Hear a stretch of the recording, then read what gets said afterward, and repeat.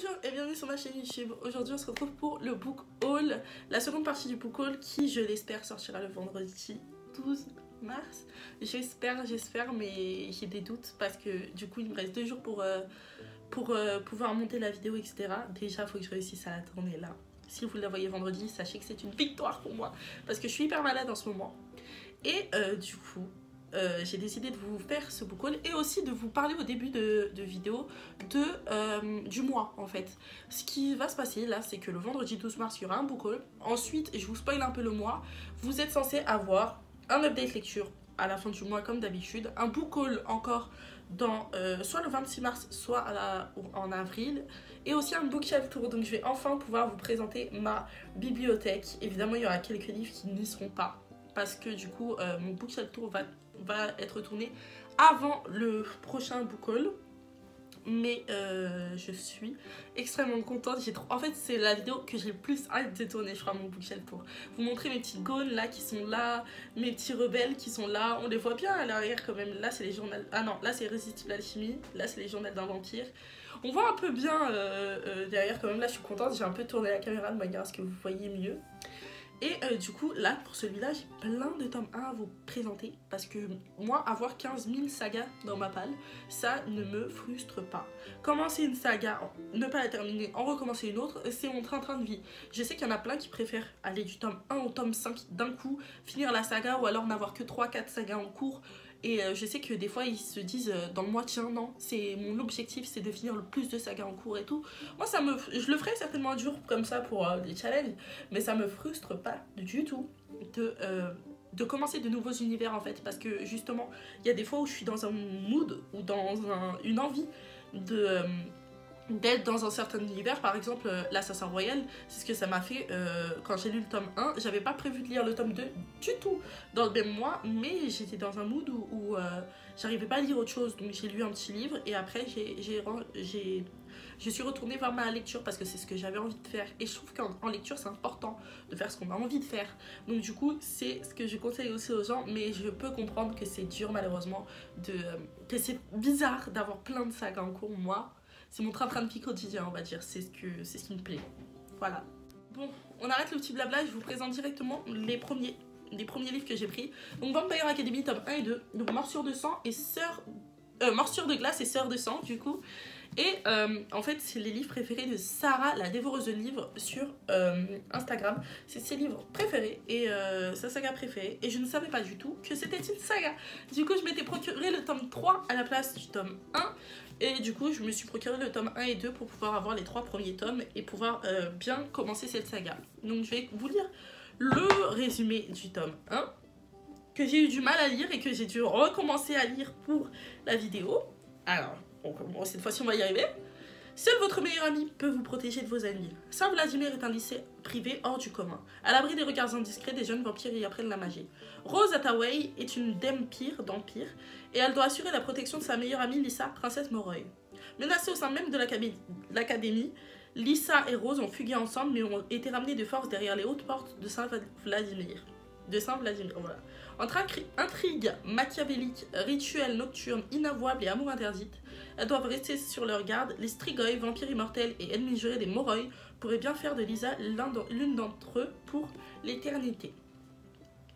C'est assez sympathique comme ça. Donc apparemment c'est au cinéma. Je sais que j'ai déjà vu l'image qui m'avait pas plu, l'image du film, parce que tout le monde m'a dit qu'il était mauvais par rapport au livre, mais j'ai trouvé que l'image du film était trop enfantine. En fait elle m'a fait penser un peu à Victorious, voilà, sauf que Victorious c'est ce qu'on regarde quand on est jeune et tout. Enfin j'ai un petit peu recommencé il y a pas longtemps, mais c'est ce qu'on regarde un peu quand on est jeune et tout, et là du coup ça m'a pas trop donné envie. Et par contre j'aime trop le rouge, enfin j'aime trop cette saga, comment elle est présentée, c'est rouge de partout, j'adore, c'est vraiment, je trouve ça très esthétique, et c'est pour ça que je me suis pris les 2 premiers, comme vu que j'avais le 3e, pour que dans la bibliothèque ce soit bien rouge. J'adore. Donc hâte de découvrir cette petite saga dont tout le monde m'a parlé en bien. J'ai oublié de vous dire les informations essentielles, c'est publié chez les éditions Castlemore et c'est écrit par Richelle Mead. Du coup je vous présente la suite. Désolée si le plan a changé, j'ai bougé mon téléphone. Le tome 1 de Les Vampires de Manhattan de Melissa Dela Cruz, publié chez la collection Wiz d'Albin Michel. Et le tome 2, du coup, je me suis pris les deux en occasion parce que je les voyais partout. Et je me suis dit, au bout d'un moment, quand tu vois un livre autant et qui t'attire et que tu te dis non, ça n'a pas l'air si cool que ça et qu'au final tu le retrouves partout, c'est un signe. Faut le prendre. Faut le prendre. Du coup, je vous lis tout de suite le résumé du tome 1. Il n'y a pas plus glamour que Mimi et son frère Jack au lycée ultra chic du Chêne à New York. Snob et branché, ils forment avec leurs amis un club très select. Théodora, qui est plus vintage que Prada, n'est pourtant pas insensible au charme du très sexy Jack. Pourquoi un garçon si populaire s'intéresse-t-il soudain à elle? Quel rapport avec Aggie, une élève retrouvée morte, vidée de son sang? Théodora est déterminée à le découvrir quand apparaît sur sa peau un entrelac de veines bleutées qui lui glace le sang. Elle non plus n'est pas une fille tout à fait comme les autres. Le premier volume de la nouvelle trilogie de Melissa Dela Cruz que les fans de Un été peut tout changer vont dévorer. Je n'ai pas lu Un été peut tout changer. Si vous l'avez lu, n'hésitez pas à m'en parler en commentaire parce que cette autrice, je sais qu'elle a fait pas mal de livres et je savais pas du tout que c'était une trilogie parce que je voyais 15 000 couvertures différentes. Donc n'hésitez pas à me dire... n'hésitez pas à m'en parler de ce livre en commentaire parce que je suis assez curieuse. Je pensais qu'il y en avait beaucoup plus. Je vais vous parler de Chroniques d'Almérante de Bénédicte Durand, qui est une autrice qui m'a envoyé son livre. Et en fait, il faut savoir que l'autrice est tout simplement incroyable. Elle m'a envoyé une carte avec un petit mot tout gentil, des marque-pages avec des personnages de son livre, et elle m'a envoyé un thé et des graines de coquelicot. Faut voir comment c'était incroyablement touchant. La dame m'a envoyé... la personne, l'autrice a mis tout son cœur dans son livre, c'est-à-dire qu'elle a j'ai trouvé ça trop bien en fait, tout simplement. Je peux pas dire plus et j'ai trouvé ça trop mignon. Et du coup, Chronique d'Almérante, ça parle de d'elfes en fait, donc je vais vous lire un peu le résumé. Un événement peut faire basculer votre vie. L'elfe Elwain en sait quelque chose. Magicienne et princesse malgré elle, la jeune femme se prépare à passer le rituel. Ultime cérémonie lui permettant de devenir maître en son art et symbolisant son union avec la guilde des mages. Sa voie est toute tracée. Cependant, juste avant la date fatidique, l'arrivée dans la cité d'Aldera d'une créature inconnue de leur monde et saturée de magie va bouleverser le cours de son existence. Allant de découverte en découverte et luttant contre ses démons ainsi qu'un ennemi invisible, Elwain devra trouver la force d'avancer et de voir au-delà des vérités qui jusqu'alors étaient les siennes. Le livre a l'air juste incroyable, j'ai hâte de le lire parce que l'autrice est incroyable et aussi parce que il est beau, il est beau, il est super beau et le toucher est particulier, il est un peu cartonné en fait et je trouve ça très très... Le fait qu'il soit super neuf aussi, je crois que l'occasion m'a un peu retiré ce petit plaisir d'avoir des livres super neufs. Après attention, j'en trouve des incroyablement en parfait état en occasion, mais là c'est vraiment le fait de savoir qu'elle l'a envoyé avec un mot, qu'elle a donné son amour, qu'elle a mis de l'amour dans le truc, ça me donne hyper envie de le lire rapidement. Ensuite, j'ai acheté Par le feu sur Vinted avec deux autres livres que je vais vous montrer après, de Will Hill. Donc les phrases d'accroche, c'est ne sors pas de la base, ne parle pas aux étrangers, ne pense pas au pays car le Seigneur est bon. Alors ça, c'est en fait une secte. Ça parle de secte. Je vais pas vous lire le résumé parce que j'ai pas trop envie de me spoiler. Mais en gros, il y a une clôture que les gens ne doivent pas dépasser. Et en fait, c'est une secte où t'as un gourou qui, je crois, brûle les gens à la fin ou quelque chose comme ça. Ouais, je crois que c'est quelque chose comme ça. Je crois qu'à la fin, il brûle tout le monde et tout. Mais c'est... apparemment, c'est hyper poignant. C'est Christiane Tran qui en avait parlé sur Instagram. Enfin, pas sur Instagram, sur sa chaîne YouTube. Et du coup, je l'ai acheté quand je l'ai vu sur le site de la sur le Vinted de la personne. Parce que faut voir comment la personne, elle avait des livres incroyables. Donc celui-là, je l'ai pris 5 €. Mais attendez, je vous montre tout de suite les autres livres. Donc du coup, c'est Par le feu, publié chez Casterman de Will Hill. Et par contre, ce que je déteste chez cette personne, c'est que les livres sont plastifiés. C'est-à-dire que là, vous voyez, vous avez du plastique autour. Et j'ai essayé de le retirer. Très mauvaise idée. Très très mauvaise idée. Donc ensuite, à 5 €. 5 € les gars. J'ai eu Par le feu. Bah 5 €. J'ai eu Le Prince Cruel. 5 €. Est-ce que vous vous rendez compte? Le Prince Cruel de Holly Black. 5 €. Sur Vinted. Ah, et c'est incroyable. Par contre, je déteste le fait qu'il y ait ça. Parce que du coup, ça c'est la couverture plastifiée. C'est pas le livre qui est abîmé. La couverture plastifiée. Mais du coup, on ne peut rien faire pour le remettre en état. Et ça, je trouve ça extrêmement frustrant. parce que j'ai essayé de l'arracher sur le troisième que je vais vous montrer qui est encore incroyable à 5 euros. Vraiment, pour moi, je trouve que c'est vraiment... j'ai fait une affaire de ouf. Hein. Mais du coup, là, par contre, je peux vous lire le résumé parce que je connais, je crois, le résumé, mais j'ai envie de le lire, j'ai envie de vous lire. Donc, Le Prince Cruel de Hulk Black, publié chez Rajo, numéro des ventes du New York Times. Du coup, je vous le lis. Eggy, je vous lis le résumé. Aiguise ta lame et endurcis ton cœur. Enlevée au monde des mortels lorsqu'elle n'était qu'une enfant, Jude vit parmi les failles des créatures sublimes, immortelles et cruelles. Mais être humaine à terraffer est un défi incessant. Et savoir manier l'épée, maîtriser les usages, se protéger des sortilèges, tout cela ne suffit pas. D'autant que Jude s'est fait un ami de choix, un ennemi de choix, le prince Cardan, un des héritiers de la couronne. Pour gagner sa place à la cour, appartenir vraiment à cette terre de magie, Jude doit le défier, quelles qu'en soient les conséquences. Le livre est incroyablement beau, je suis désolée, je le trouve incroyablement beau. Je pense que vous l'avez vu un peu partout sur Instagram, mais 5 € pour avoir le prince cruel, oh mon dieu, quoi, oh mon dieu. Et par contre, c'est une petite brique, je pensais pas du tout. Il fait 530 pages. 31 pages, 531 pages, les gars.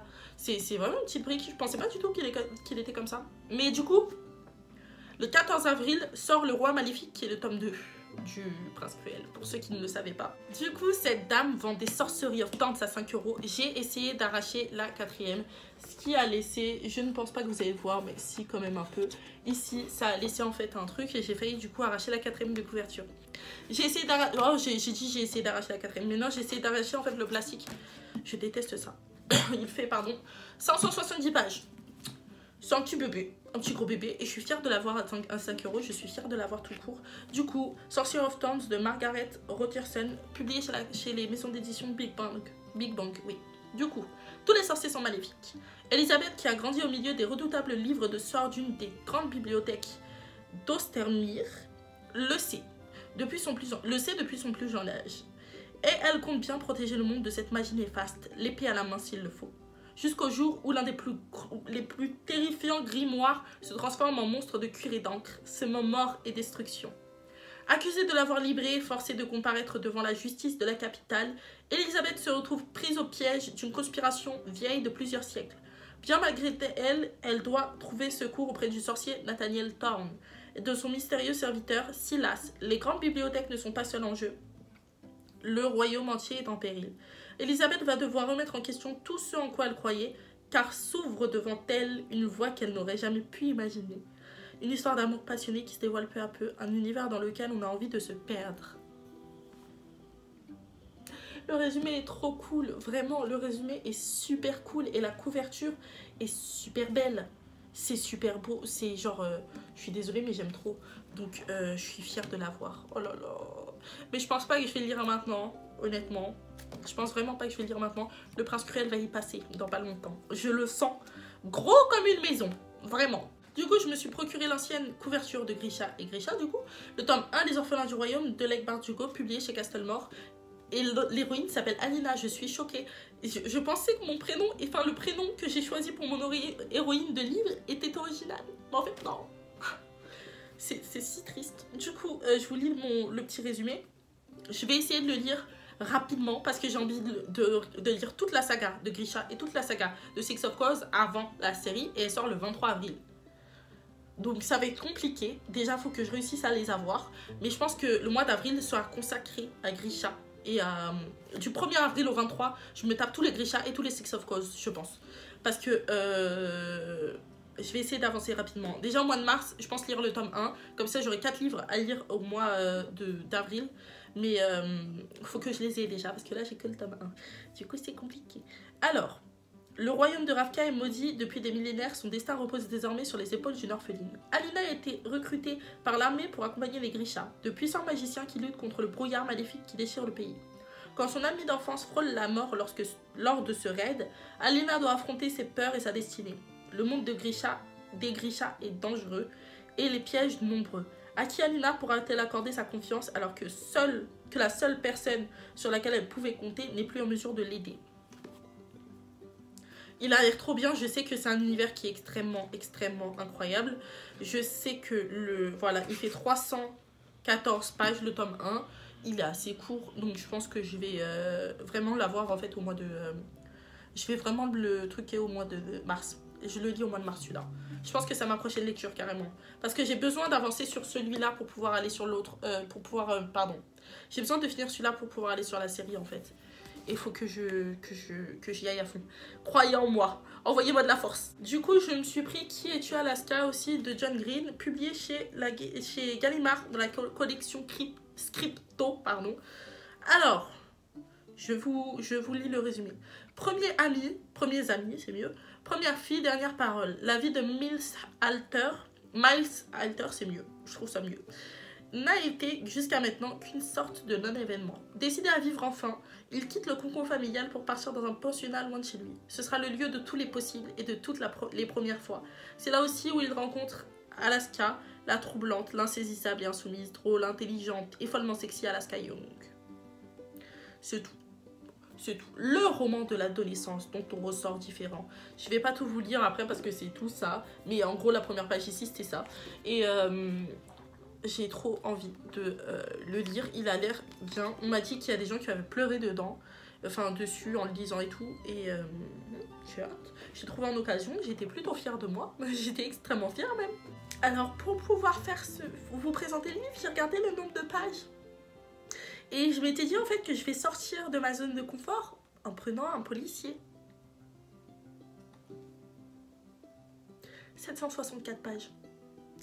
764 pages. Alors, c'est pas pour maintenant. Ah non, non, non. Je pense que je vais peut-être le lire en avril aussi. C'est ça le problème. Parce qu'en fait, j'ai aussi un challenge que j'ai décidé de faire en avril. Mais je pense que je vais le sortir en mai, le challenge là. Parce que ça... c'est un peu gros. Un petit peu. Du coup, Kate Morton, L'Enfant du Lac, publié chez rien du tout apparemment. C'est un auto-édité. Ok, donc Kate Morton, L'Enfant du Lac. Je vous lis le résumé. Le pourquoi du comment je l'ai acheté du coup. Et là, il est cartonné. Il n'est pas hardback, mais il est cartonné. Et j'aime beaucoup. Alors, 1933. Comment Theo Edvan, adorable poupon de 11 mois, a-t-il pu disparaître durant la nuit de Saint-Jean? Les enquêteurs remuent ciel et terre, mais l'enfant demeure introuvable. Pour les parents comme pour les filles Edvan, la vie ne sera plus jamais la même après ce drame. La maison du lac, la propriété tant aimée, est fermée et laissée à l'abandon. 70 ans plus tard, Sadie, jeune inspectrice londonienne, en vacances dans les Cornouailles, curieuse et momentanément désœuvrée, s'intéresse à cette mystérieuse disparition. Elle reprend l'enquête aux grandes dames de l'une des sœurs aînées de Théo, Alice, devenue écrivain à succès. Ça va être en fait, ça a l'air tellement complet. Je sais pas comment je vais faire. Je vous jure que c'est... En plus, c'est pas comme si c'était écrit... Ah si, ça va. Ça va. C'est écrit un petit peu gros, mais c'est pas écrit très gros non plus. Genre, ça va. Je trouve que ça va. Ouais, non, ça va, c'est écrit gros. Ça va. Mais je pense que je vais le lire incessamment sous peu. Parce qu'il a l'air... En fait, il a l'air trop bien. Faut dire la vérité, il a l'air trop bien. J'aime pas les policiers, mais il a l'air tellement bien que je pense que je vais m'y halter assez rapidement. Ça, le résumé me tente pas du tout, mais pour la culture, j'ai pris un Maxime Chatham, Autre Monde, le tome 1, du coup, publié chez Albin Michel, et c'est tout, ouais. Donc du coup, le résumé me tente pas. Alors, personne ne l'a vu venir, la grande tempête, un ouragan de vent et de neige qui plonge le pays dans l'obscurité et l'effroi, d'étranges éclairs bleus rampent le long des immeubles, les palpent à la recherche de leur proie, quand Matt et Tobias se sont éveillés, la terre n'était plus la même. Désormais seuls, ils vont devoir s'organiser pour comprendre, pour survivre à cet autre monde. Voilà. Alors, je vais pas dire, je retire ce que j'ai dit, ça me tente un petit peu, mais pas trop. En fait, c'est ça. C'est pas trop bon... C'est pas trop bon délire, quoi. On voit, et en plus, le machin, il est quand même assez gros, et il fait 483 pages. Et le truc n'est pas écrit forcément... Enfin, en fait, le truc qui arrange, c'est que là, il n'y a pas d'écriture. Donc les pages sont quand même assez courtes. Et ça fait ça à peu près dans tous les... Ça fait ça à toutes les pages. Mais je sais pas, j'ai du mal. Donc si vous avez lu la saga Autre Monde, n'hésitez pas à me dire si vous avez aimé ou pas. Je vais tenter de lire le tome 1. Si je l'ai acheté, je le lis. Dans tous les cas, c'est ma devise. T'achètes, tu lis. L'argent, ça court pas les rues. On achète, on lit. Mais ça va être dur. Donc du coup, j'avais envie de lire également un classique. Donc du coup, je me suis dit, quel meilleur moyen de lire un classique qu'un classique en BD, La Princesse de Clèves de Madame de Lafayette. Donc, il y a marqué présente une version en bande dessinée au plus proche du célèbre texte du XVIIe siècle. Du coup, c'est vraiment le bon texte. Et c'est en BD, voilà. C'est en BD, donc c'est La Princesse de Clèves. Je l'ai payé la peau du cul, il m'a coûté 10 €. Mais, bon, 10 €, vous allez me dire, pour un roman basique, c'est entre 16 et 20 €. Mais quand c'est en occasion, vous croyez-moi, c'est la peau du cul. Ah oui, oui, croyez-moi. Mais il est trop beau. Ah, par contre, je trouve que la couverture, ne serait-ce que la couverture, regardez-moi cette couverture, admirez la couverture. Je trouve ça incroyable. Alors, j'ai trop hâte de vous lire le résumé pour celui-là parce que je ne l'ai pas trop lu, je crois. Alors qu'elle découvre la cour du roi de France, ce monde où ce qui paraît n'est presque jamais la réalité, comme le lui a enseigné sa mère, la jeune princesse de Clèves s'initie aussi au tourment de la passion, au déchirement du cœur et au affre de l'amour. La princesse de Clèves, apparemment, c'est extrêmement bien, donc j'ai hâte de lire. J'ai un dernier roman à vous présenter. Je me suis pris Diabolique, le tome 2, parce que je sais que, je crois que c'est une duologie ou une trilogie. Non, c'est une trilogie, je crois. Et Diabolique, il se trouve que tout le monde me dit que c'est bien. Donc, j'ai pris le tome 2 parce qu'il était en occasion et que je ne pensais pas le retrouver. Je pense pas que je vais pouvoir le retrouver en occasion. Et si le tome 1 me plaît, j'aurai le tome 2 sur la main. J'aime bien faire ça aussi de temps en temps. Exemple, j'ai toujours pas lu La Maison de la Nuit, mais pourtant j'ai acheté les 8 tomes. Donc, enfin, il y en a plein d'autres, hein, mais il m'en manque quelques-uns, mais j'en ai acheté plein. Je crois que j'ai au moins les 4 premiers tomes, quelque chose comme ça. Et ensuite, j'ai le 6, le 8 et tout et tout.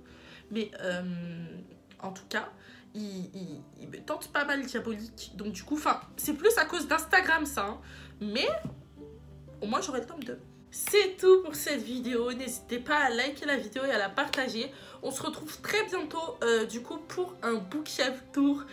J'ai trop hâte de le tourner, c'est la vidéo que j'ai le plus envie de faire je crois. Déjà là je vais être trop excitée de ranger les livres que je viens de vous montrer. Parce que comme vous le voyez ça s'est un petit peu rempli. Parce que ça c'est le book haul que vous allez voir le jour où je tourne cette vidéo, donc aujourd'hui. Et oh là là, je suis trop contente. Je suis vraiment trop contente d'avoir tourné cette vidéo parce que je me sens extrêmement mal à ce moment. Et je suis trop contente de vous tourner mon bookshelf tour parce que là, j'ai beaucoup de choses à vous montrer là.